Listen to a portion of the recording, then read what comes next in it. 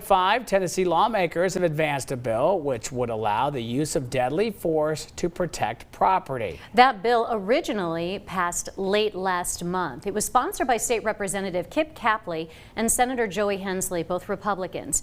Representative David Hawk of Greenville co-sponsored that bill.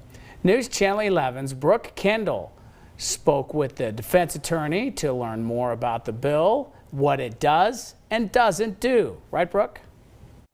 Right, Sarah. Casey, House Bill 1802 is headed to the governor's desk. The bill would expand when deadly force can be used on private property.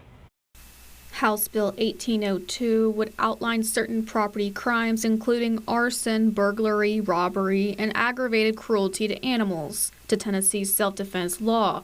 Defense attorney Marcos Garza says the bill would allow deadly force in those situations, as long as the person is on their own property and not engaged in a felony or Class A misdemeanor. It would expand it to say that you can, in the case where someone is on your property and they're committing the acts of arson, burglary, robbery, or aggravated cruelty to animals, that under those circumstances, you could use deadly force to stop those events.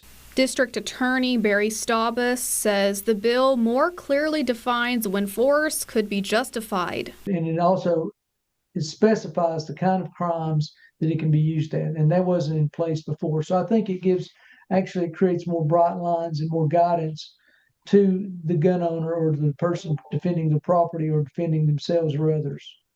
But Garza says the bill does not remove Tennessee's existing self-defense standard. He says deadly force would still require a threat of serious bodily injury or death. I think what the legislature was trying to do there is if you are on your own property or at your own property and you invite someone over to sell you drugs, for example, you're in the process of doing something illegal, therefore you're not going to get the additional protections of the law.